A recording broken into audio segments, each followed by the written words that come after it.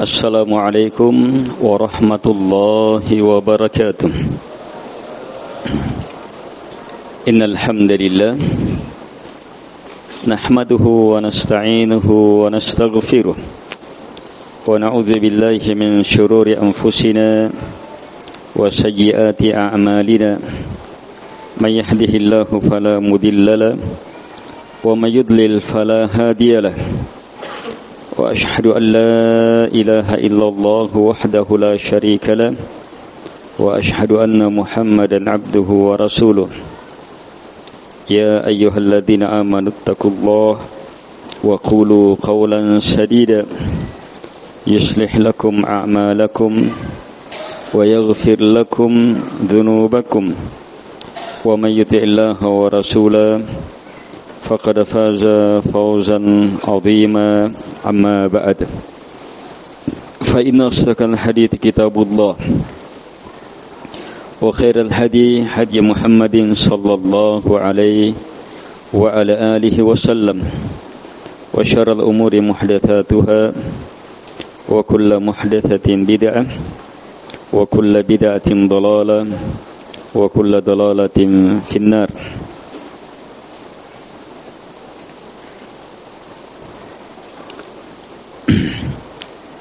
Berkata Al-Allamah Ibn Al-Qayyim rahimahullahu ta'ala, wa fihi aidan anhu,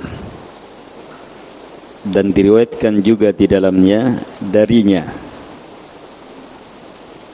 Maksudnya dalam riwayat sebelumnya datang dari sahabat sebelumnya, yaitu dari sahabat Anas bin Malik radhiyallahu anhu, datang dalam Musnad Imam Ahmad.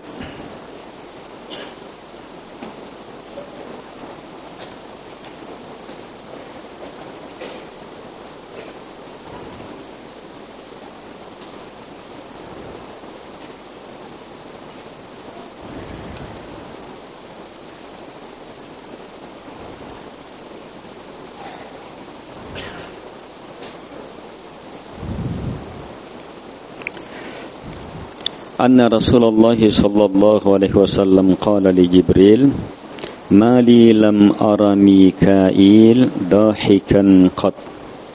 Qal ma dahika mundu khuliqatin nar. Dalam sanadnya ada cacat bahwa Rasulullah sallallahu alaihi wasallam bersabda, bertanya kepada Jibril, kenapa saya belum pernah melihat Mikail tertawa walaupun sekali? Jibril menjawab, dia tidak pernah tertawa sejak neraka dicipta. Dalam sanadnya terdapat kelemahan, hanya makna bahwa para malaikat itu memiliki takut yang sangat itu banyak, dan kalau malaikat terdekat seperti ini, maka apalagi kita. Malaikat yang teratas, bahkan yang ada di seluruh langit, ketika Allah Subhanahu wa taala berfirman, maka sekedar mendengar suara Allah Subhanahu wa taala mereka sudah terkagetkan, tersungkur pinsang. Takutnya, hebatnya rasa takutnya kepada Allah Subhanahu wa taala. Padahal mereka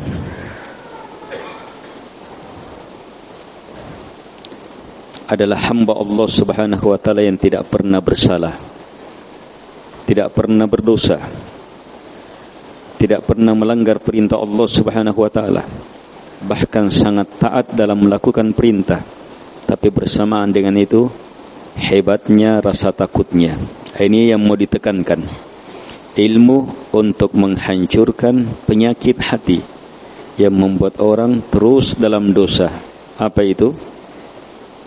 Bersandar terhadap luasnya rahmat Allah Subhanahu wa taala, dan tidak menempatkannya pada tempatnya. Wa fi sahih Muslim anhu, dalam sahih Muslim, anhu darinya. Siapa darinya? Sahabat sebelumnya siapa tadi? Anas bin Malik radhiyallahu anhu. Qala Rasulullah sallallahu alaihi wasallam, yu'ta bi an'ami ahli dunya min ahli an-nar fayusbaghu fi an-nari sabaghah thumma yuqalu la ya ibna adam hal ra'aita khairan qat hal marra bika na'imun qat fayaqulu la wallahi ya rabb wa yu'ta bi ashaddin nasi bu'san fid dunya min ahli al-jannah fayusbaghu fil jannati sabaghah fayuqalu lah ya ibna adam hal ra'aita bu'san qat hal marra bika shiddatun qat fayaqulu la wallahi ya rabb ma marra bi bu'sun qat wala ra'aitu shiddatan qat. Subhanallah, hadits sahih diriwayatkan oleh Imam Muslim dari sahabat Anas bin Malik radhiyallahu anhu. Beliau berkata bahwa Rasulullah sallallahu alaihi wasallam bersabda, yu'ta, didatangkanlah pada hari kiamat, didatangkan bi an'ami ahli dunia, penduduk dunia yang paling enak hidupnya, makanannya serba lengkap, pakaiannya, tempatnya, kemewahannya, pokoknya keduniaannya paling enak. Tapi dia penduduk neraka. Didatangkan dia. Maka fayusbaghu finnar sibghah, dimasukkan ke dalam neraka sekejap saja, satu kali celupan saja, masuk langsung diangkat.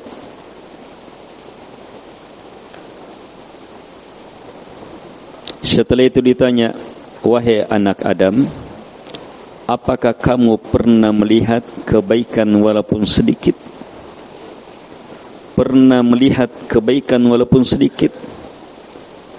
Apakah pernah kamu rasakan kenikmatan walaupun sedikit? Maka dia menjawab, tidak, demi Allah wahai Tuhanku. Kemudian didatangkan manusia yang paling dahsyat penderitaannya di dunia, kelaparannya, kesusahannya, penyakitnya dan semakna dengan itu, tapi dia penduduk surga. Maka yusbagh, dicelupkan, dimasukkan ke dalam surga sekejap saja, sekedar masukkan saja sekejap. Setelah itu ditanya, wahai anak Adam, apakah kamu pernah melewati penderitaan walaupun sedikit? Pernahkah kamu merasakan kengerian walaupun sedikit? Maka dia menjawab, tidak, demi Allah wahai Rabbku, tidak pernah satupun penderitaan saya alami, tidak pernah saya melihat kengerian satupun. Inilah surga dan neraka. Ini kalau ilmunya ini berimbang, harapan dan takut. Dan memang seperti itulah berilmu.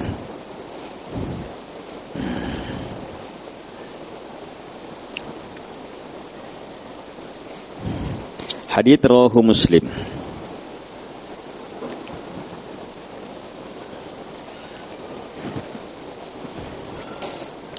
Ini termasuk ilmu-ilmu besar tentang akhirat. Kalau Nabi beritakan seperti ini, kira-kira Nabi dapat dari mana beritanya ini?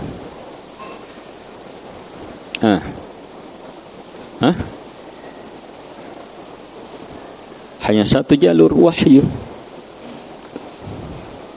Nabi tidak tahu membaca, tidak tahu menulis, tidak ada gurunya ahli kitab. Kenapa bisa tahu berita?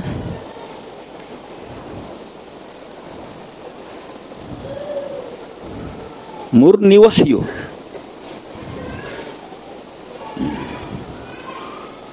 Berita-berita seperti ini para ulama mengatakan alamum min a'lamin nubuwah, tanda dari tanda-tanda kenabian. Sebab tidak ada yang bisa beritakan kecuali pasti nabi.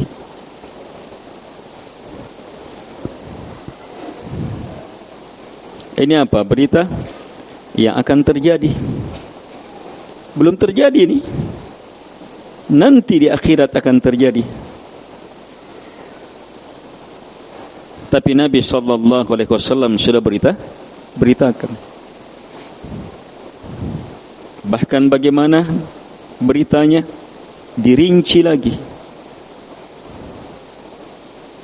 Ini dirinci nih kisahnya ini.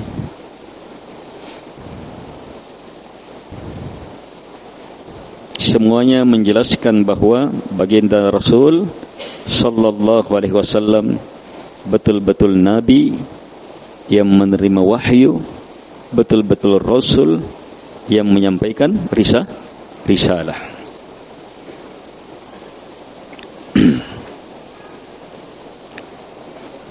Hadits ini menjelaskan kepada kita kasih sayang Nabi sallallahu alaihi wasallam kepada umat, bahwa beliau sangat tidak menginginkan umat celaka. Karena itu boleh ingatkan umat akan bahaya neraka. Beliau sangat sayang terhadap umat. Beliau sangat menginginkan umat di atas kebaikan. Karena itu beliau dorong umat terus bersemangat meraih surga Allah Subhanahu wa taala. Ilmu tentang surga dan neraka itu ilmu sangat spesial dan istimewa. Ilmu tentang surga dan neraka ilmu spesial sangat istimewa. Sebab tidak ada jalur sama sekali ke situ. Tidak melalui penelitian, tidak melalui pencapaian keilmuan apapun. Yang ada adalah kedahsyatan ilmu, wahyu. Ilmu dari Allah Subhanahu wa taala langsung. Ini ilmu besar, bahwa bi an'ami ahli dunya min ahli nar, penduduk dunia yang paling enak hidupnya, tapi ternyata dia penduduk neraka, akan didatangkan pada hari kiamat.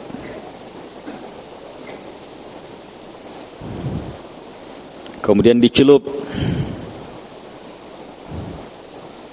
yusbak, sekedar diwulu, sekedar masuk saja, bukan tinggal beberapa lama, tidak.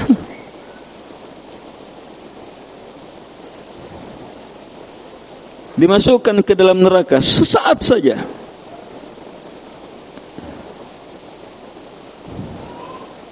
Maka apa yang terjadi? Lihat, ini orang yang paling enak hidupnya di dunia. Sekedar dicelup sesaat, ditanya pernah merasakan nikmat? Tidak pernah sama sekali. Hilang betul rasa itu. Padahal berapa puluh tahun dalam kenikmatan. Bahkan mungkin ratusan tahun. Kalau penduduk-penduduk umat-umat sebelumnya ratusan, bahkan ada yang ribuan tahun umurnya.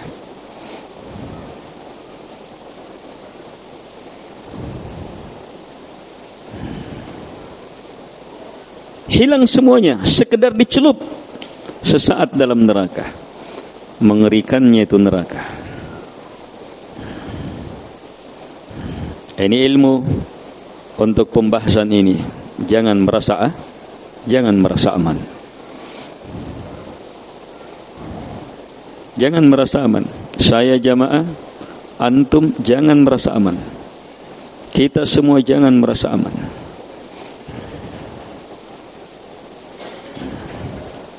Rasa takut ini, tidak merasa aman ini membuat kita apa?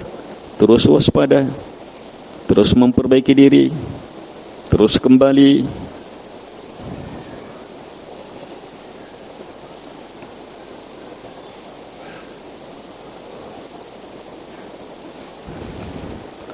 Orang yang kedua, orang yang paling menderita, paling susah. Rasa laparnya, penderitaannya, susahnya hidupnya, ngerinya keadaannya, yang paling mengerikan, paling menderita di dunia. Tapi subhanallah, dia ternyata penduduk neraka. Maka dicelup penduduk surga, dicelup ke surga hanya sesaat. Ditanya, pernah menderita? Pernah susah? Walaupun sesaat, pernah? Tidak ada sama sekali.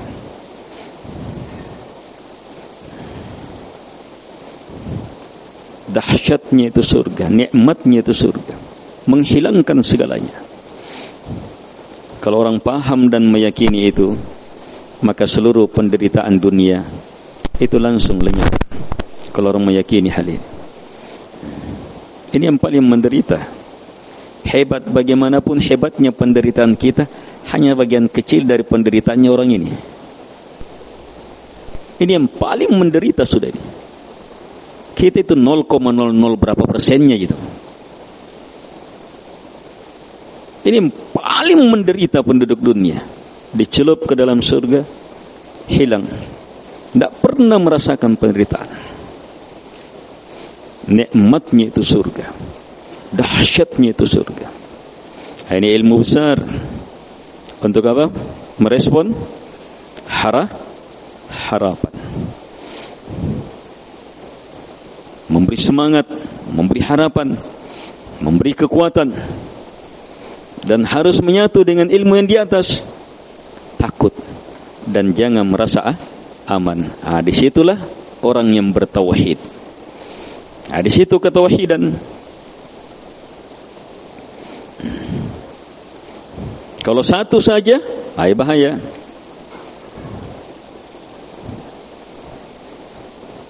Kalau hanya mengerikannya neraka, tidak bisa orang selamat. Pelanggaran di neraka sedikit saja, Pak. Akhirnya apa? Rasa takut saja.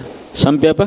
Dia tidak bisa melihat luasnya rahmat Allah subhanahu wa ta'ala. Ini akan jadi apa nanti? Khawarij. Yang kata Nabi, kilabun nar, anjing-anjingnya ahli penduduk neraka.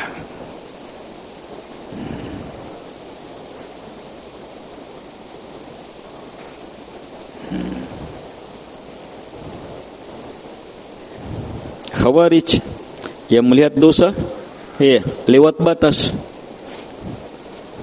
Setiap orang berdosa, neraka kamu. Setiap orang berdosa, kamu penduduk neraka kamu. Dia pastikan orang. Seperti modelnya orang yang ditanya, pembunuh 99 bertanya kepada ahli ibadah, bukan orang berilmu. Ahli ibadah, semangat beribadah, main perasaan. Apakah ada tobat bagi saya? Wah, ada bahayanya ini dosa ini, tidak ada tobat bagimu. Dan jangan merasa, saya tidak. Mungkin kita iya. Mungkin kita bahkan lebih goblok dari yang ini nih. Mau lihat buktinya? Ini ditanya 99 dia bunuh. Kalau kita jamaah, ayo. Kalau ada orang yang membunuh di kampung kita 10 orang, ayo 2 keluarga dia bunuh. Ayo, langsung dibilang apa itu? Ayo antum akan langsung bilang apa itu? Kafir sudah itu. Itu khawarij itu.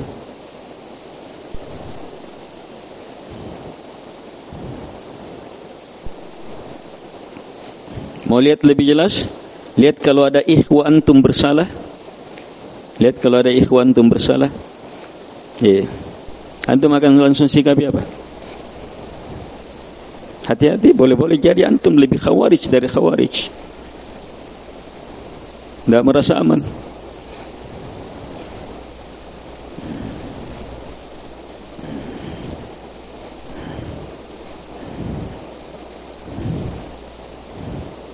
Menutup luasnya rahmat Allah Subhanahu wa ta'ala.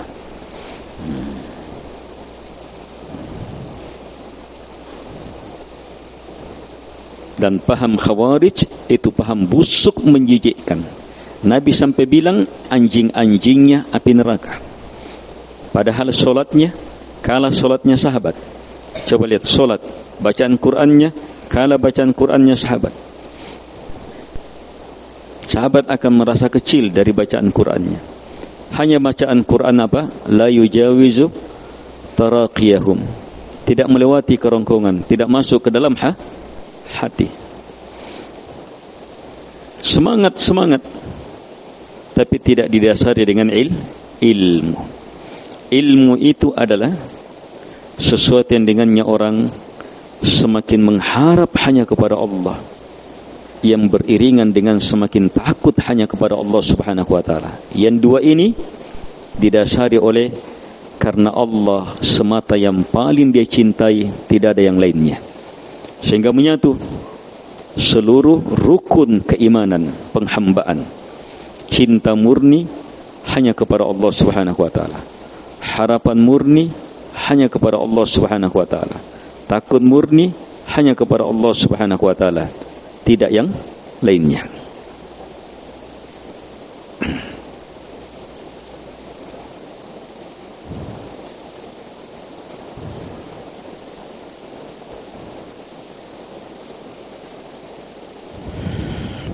Karena itu perbanyak meminta surga dan memohon selamat dari neraka. Dalam sebuah hadits, siapa yang meminta surga 3 kali, ada juga 7 kali, maka surga akan meminta kepada Allah supaya dia dimasukkan ke surga. Dan siapa yang minta perlindungan dari neraka 3 kali, ada juga hadis 7 kali, maka neraka akan minta kepada Allah, ya Allah, jauhkan dia dari saya. Apalagi saat bermajelis ilmu. Majelis ilmu memang itu tujuannya. Itu harapan orang bermajelis ilmu. Harapan, permohonan orang bermajelis ilmu, Allahumma inni as'alukal jannah wa astajiruka minan nar. Allahumma inni as'alukal jannah wa astajiruka minan nar. Allahumma inni as'alukal jannah wa astajiruka minan nar. Minta terus supaya dimasukkan ke dalam surga, minta terus supaya dilindungi dari neraka. Kaum muslimin dan muslimat, al-ikhwah wal akhwat rahimakumullah. Wa fil musnad min hadits al-Barra ibn Azib. Dalam al-musnad, musnad Imam Ahmad, min hadits al-Barra ibn Azib.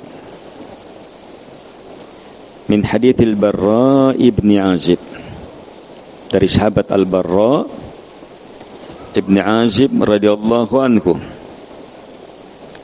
Beliau berkata, kharajna ma'an Nabi sallallahu alaihi wasallam fi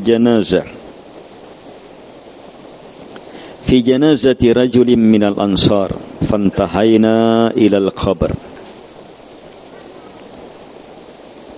Kami pernah keluar bersama Nabi sallallahu alaihi wasallam dalam mengantar jenazah seorang lelaki sahabat dari kalangan Ansar. Fantahayna ilal qabr, maka kami pun sampai ke kubur. Walamma yulhad, kuburan masih dalam proses penggalian, sementara dibuatkan lahatnya. Fajalasan Nabi sallallahu alaihi wasallam wa jalasna haula. Maka Nabi sallallahu alaihi wasallam duduk menunggu, kami pun duduk di sekelilingnya.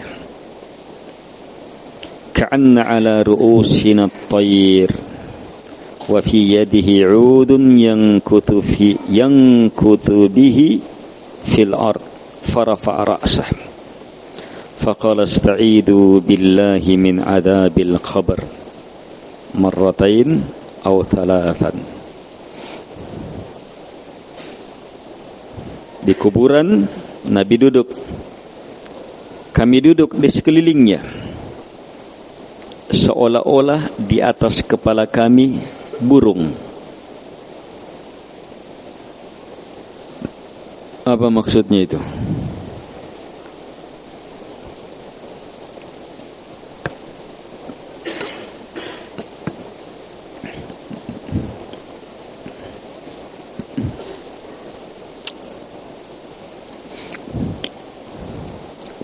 Ini model-model bentuk-bentuk keindahan dalam bahasa Arab, penyerupaan. Kalau kita kata-kata kiasan atau semakna dengan itu. Seolah-olah di atas kepala kami burung. Ayo, gimana kalau orang hinggap burung di atas kepalanya? Nah, berarti orang itu sudah lama berdiam di situ, mematung, burung hinggap, burung tidak tahu apa-apa bahwa orang itu. Saya kalau dia tahu kita, ayanun nene, najakkalah kak. Suasananya berarti apa? Sangat tenang betul, diam betul, tanpa gerakan di kuburan ini mengantar jenazah. Di tangannya Nabi terdapat tongkat. Beliau tancapkan ke bumi. Duduk dalam keadaan seperti itu. Maka setelah itu, dalam suasana seperti itu, Nabi mengangkat kepalanya,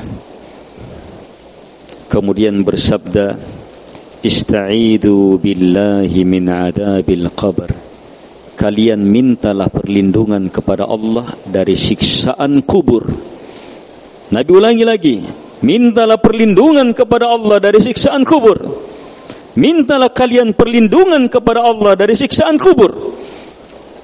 Itu dalam keheningan, tiba-tiba Nabi suruh sahabat minta perlindungan dari siksaan kubur di kuburan.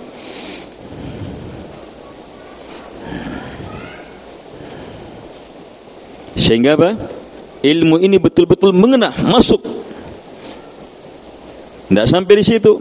Nabi katakan selanjutnya, Innal abdal mu'min idza kana fi inqita'in minad dunya wa iqbalin minal akhirah nazala ilaihi malaikatum minas samaa'i bidul wujuh ka'anna wujuhahumus syams ma'ahum kafan min akfanil jannah wa hanut min hanutil jannah hatta yajlisu minhu maddal basar thumma yaji'u malakul maut hatta yajlisa 'inda ra'si fayaqulu khruji ayyatuhan nafsul mutmainnah ukhruji ila maghfiratin minallahi wa ridwan fatakhruju tasilu kama tasilul qatrah man fis siqa fayakhudhuha. Taib al-hadith. Kata beliau rahimahullahu ta'ala, Nabi kemudian setelah minta perlindungan dari siksaan kubur, Nabi dalam suasana duduk itu memberi ceramah. Ini dalilnya orang berceramah di kuburan. Hanya bukan sering-sering, bukan keharusan seperti khutbah Jumat. Iya, tidak sah kalau diantar ke kuburan kemudian tidak ada ceramah dan seterusnya.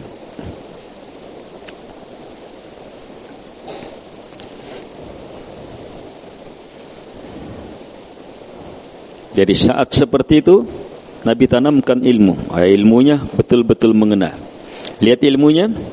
Sungguh seorang hamba yang beriman ketika berada dalam kondisi terputus dari dunia menghadap ke akhirat.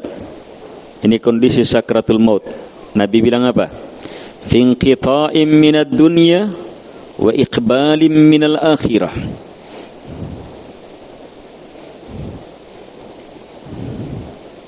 Ini kondisi hamba yang beriman sakratul maut, belum mati, belum wafat. Nabi bilang itu mau terputus dunianya, mau mengarah ke akhirat. Berarti kematian apa? Apa kematian itu? Akhir dunia, awal menuju akhirat. Kematian itu awal menuju akhirat.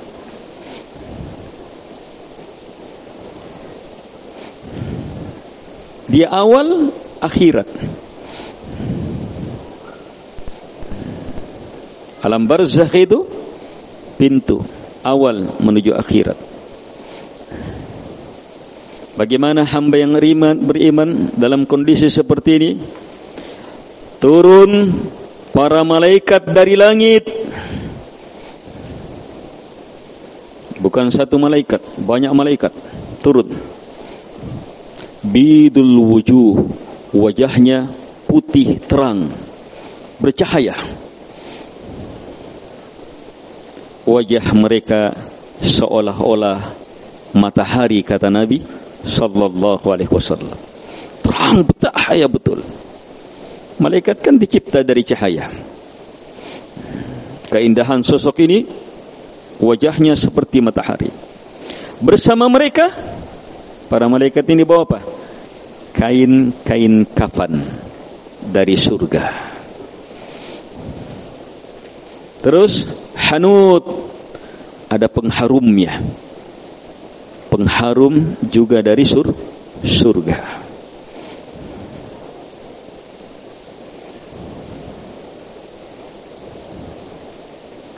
Terus turun sampai akhirnya duduk di dekat orang ini sejauh mata memandang. Wih, banyaknya. Setelah itu, yaji'u malakul maut, datanglah malaikat kematian. Ini pimpinannya. Ini namanya malakul maut. Ini yang warid. Adapun penamaan Israel, iya, malakul maut, penamaan Israel itu penamaan keliru. Dan jangan namakan kalau tidak ada dalilnya. Ada ampulukon tu malakul maut. Kurang ajar kau sama dia, namanya dengan nama yang salah. Tidak benar. Namanya dalam hadits malakul maut, malaikat kematian. Itu namanya. Kemana dia? Duduk di atas kepala. Yang lainnya di sekelilingnya. Sangat banyak yang bersamanya. Malakul maut berkata kepadanya, "Ukhruji, keluarlah, ayyatuhan nafsul mutmainnah, wahai jiwa yang tenang. Ukhruji ila maghfiratin minallahi wa ridwan." Keluarlah untuk mendapatkan ampunan Rabbmu, Tuhanmu, ampunan dari Allah keluarlah untuk mendapatkan keridhaannya. Dibujuk perlahan-lahan, diproses selembut-lembutnya, secepat-cepatnya. Ini salah satu penafsiran. Ya ayyatuhan nafsul mutmainnah, irji'i ila rabbiki radiyatan mardiyah, fadkhuli fi ibadi wadkhuli jannati. Itu panggilan saat sakratul maut. Penafsiran yang lain, panggilan di akhirat, dipanggil untuk masuk ke dalam surga. Semuanya benar, tidak bertentangan. Lihat an-nafsul mutmainnah, itu sifatnya jiwa yang mutmainnah, jiwa yang tenang, tenang dalam semua keadaan. Dua sifat utama jiwa mutmainnah dalam keimanannya kepada Allah Subhanahu wa taala. Apapun ketentuan Allah, tenang. Dapat nikmat, dapat kebaikan, berhasil usaha, bertambah ini, tenang dia dalam kesyukurannya. Ada orang begitu dapat nikmat, ai kacau. Langsung dia bilang, "Ini kami mempore. Ini saya memang. Allah telah muliakan saya." Langsung dia menganggap dirinya telah dimuliakan dengan harta. Tidak ada kemuliaan dengan harta.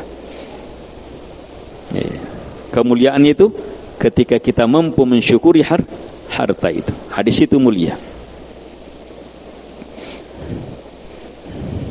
Bahkan ada orang dapat uang, tidak lama is dead, mati. Karena apa? Goncangan keduniaan itu.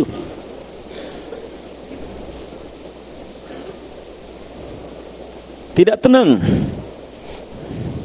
Orang beriman, apapun pencapaian keduniaan, ini musibah ini. Ini ujian ini. Hati-hati. Harus berhasil ini. Caranya syukuri, baru berhasil.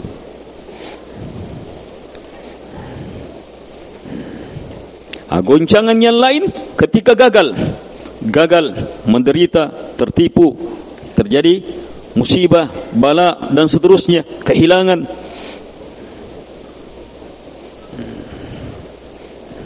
Kalau orang yang tidak tenang, wah, kenapa Allah kasih begini saya? Sudah. Tapi orang beriman, ini ujian juga, sama dengan yang tadi, tidak ada bedanya, sama dengan yang tadi, ujian ini. Ujian saya harus lulus. Bagaimana lulusnya dengan ujian ini? Dia bersabar. Langsung dia sambut kejadian itu dengan inna lillah wa inna ilaihi raji'un. Qaddarallah wa ma syaa fa'al. Sambut dengan istighfar, dengan tetap memuji, berserah, bersandar kepada Allah Subhanahu wa taala. Ini ya ayyatuhan nafsul mutmainnah, wahai jiwa yang tenang, keluarlah untuk mendapatkan ampunan dari Allah dan keridhaannya. Maka segera keluar seperti mengalir. Sebagaimana mengalirnya tetesan-tetesan apa? Hujan.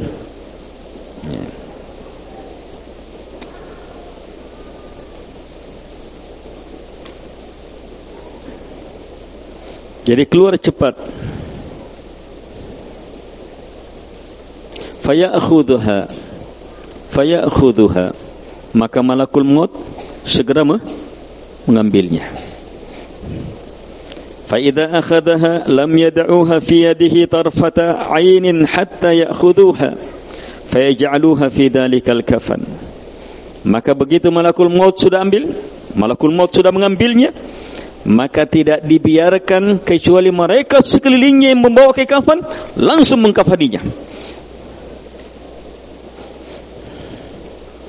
Dan diberi aroma dari surga, kain kafan dari surga ini. Sehingga apa? keluarnya ruh ini langsung terkafani dengan aroma yang sangat ka'atyabi nafhati miskin wujidat ala wajhil ard. Bertebaran aroma misik yang dijumpai di muka bumi yang paling harum. Fayas'aduna biha fala yamurruna biha ala mala'in minal malaika illa qalu ma hadha ar-ruhu at-tayyib fayaquluna fulan ibnu fulan bi ahsani asma'ihi allati kanu yusammunahu biha fid dunya hatta yantahu bihi ila as-sama'i dunya. Baik. Apa yang terjadi?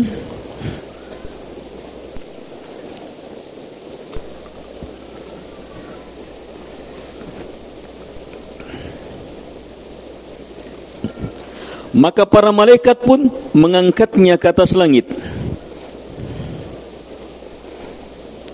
Selanjutnya tidaklah mereka melewati kelompok malaikat kecuali kelompok malaikat itu bertanya, siapa ruh yang sangat harum ini?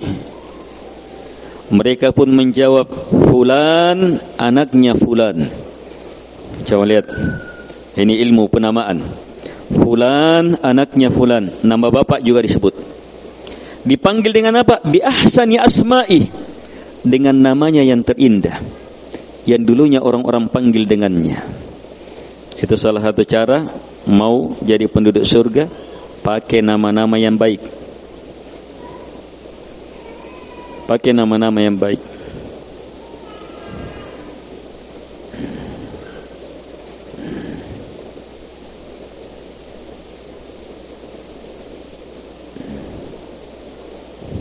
Pakai nama-nama yang baik.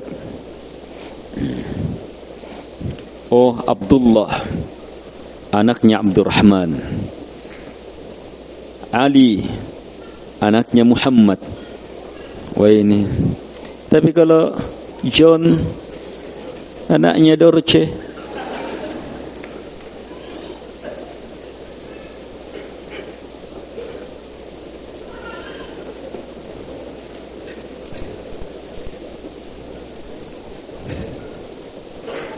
Dikasih nama-nama jelek.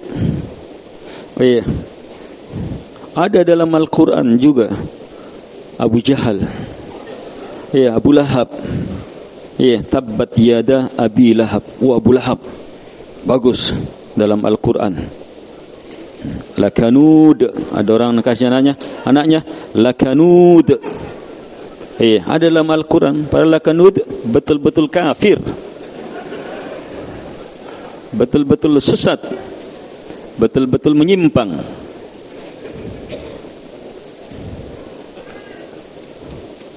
Hati-hati penamaan-penamaan. Penamaan memberi nama itu memberi pengaruh. Memberi pengaruh di dunia. Ada orang dikasih nama anaknya Sa'ab, susah terus hidupnya. Dikasih nama Hazan, sedih terus.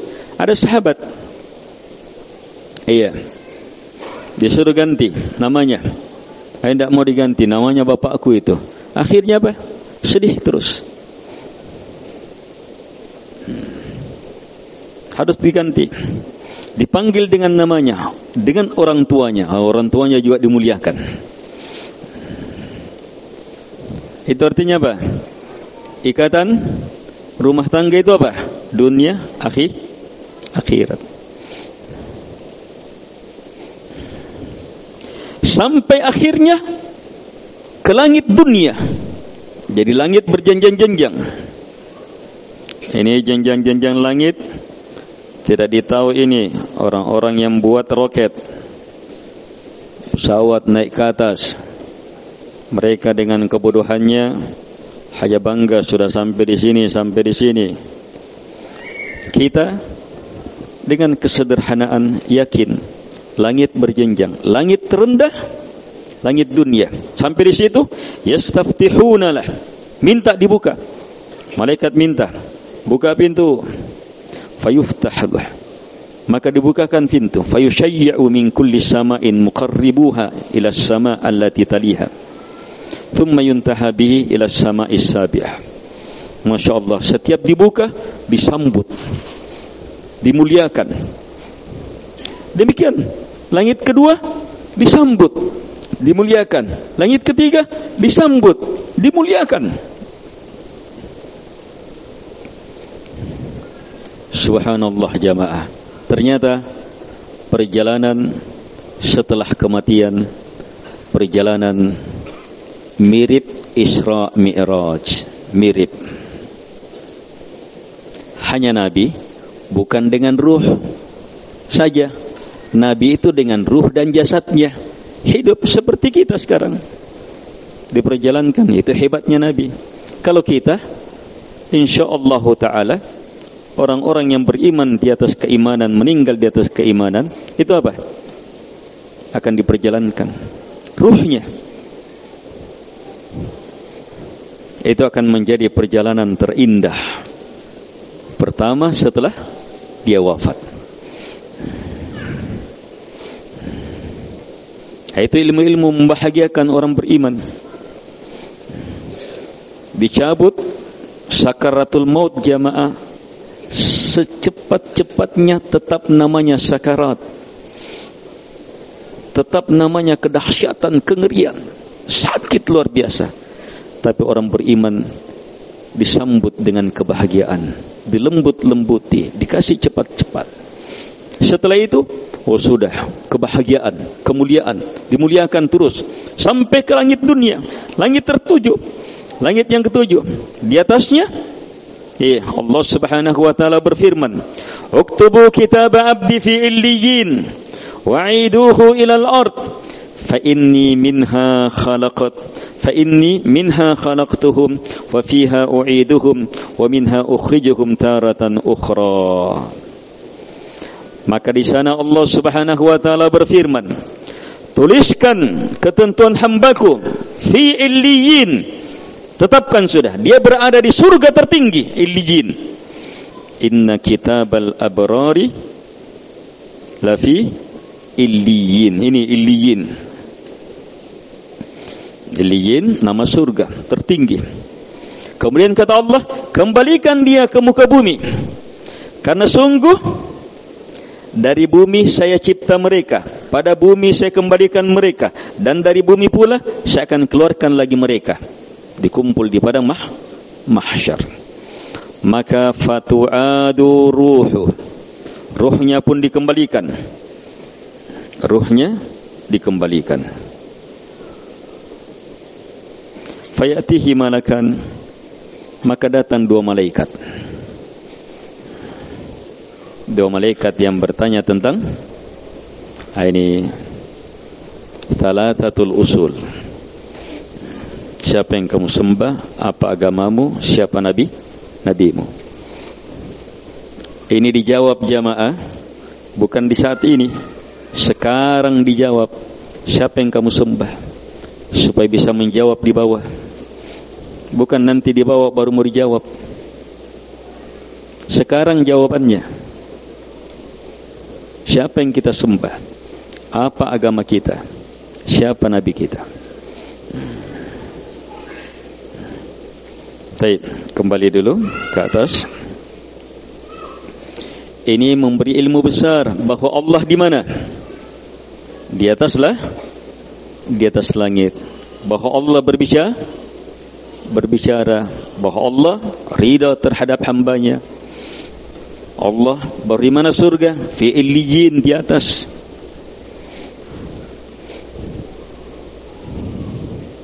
Hanya kita dicipta dari tanah, kembali ke tanah, dan dari tanah kita akan dikembalikan. Sebagaimana dalam ayat, minha khalaqnakum wa fiha nu'idukum wa minha nukhrijukum taratan ukhra. Dari tanah kami cipta kalian, dan kepada tanah kami kembalikan kalian, dan dari tanah kami akan bangkitkan kalian lagi. Di sini Allah sebutkan dikembalikan ruhnya. Di sini ruh yang orang seperti ini bisa menjawab, bahagia dia. Sehingga apa? Setelah melalui perjalanan yang sangat luar biasa selama hidupnya,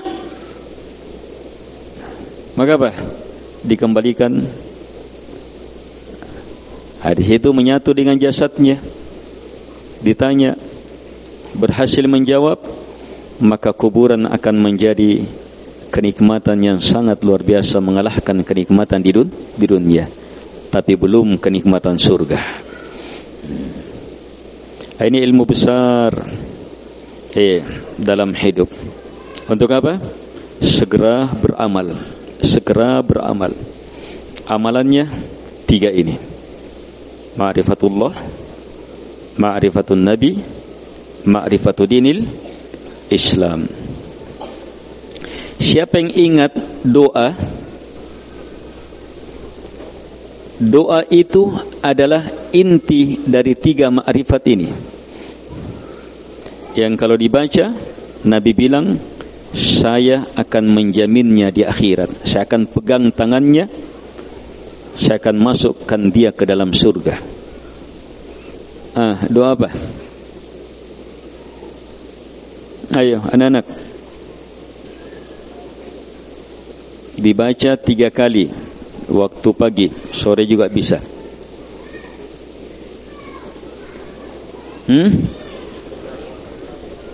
Raditu billahi rabba, ma'rifatullah, wa bil islami dina, ma'rifatun nabi, wa bi Muhammadin nabiyya. Itu ma'rifat. Antum rajin baca doa ini, itu memberi kekuatan untuk terus mewujudkan pertanyaan ini. Sebab kalau sudah raditu, bukan sekedar Allah yang dia sembah, tapi Allah yang paling dia cintai sampai dia ridhoi. Itu ridho. Ridho itu di atasnya cinta sudah. Bukan sekedar Islam agamanya, tapi dia cinta Islam sampai dia ridhoi. Kalau ridho, betul-betul yang lainnya itu tidak ada nilainya yang lain sudah itu. Sebab ridho betul terhadap Islam. Wa bi Muhammadin nabiyya. Bukan sekedar mengikuti Nabi, mencintai Nabi sebagian dia ikuti, tapi ridho Nabi sallallahu alaihi wasallam yang diikuti. Itu dijadikan bacaan sebagai ungkapan ilmu dan pelaksanaan hidup.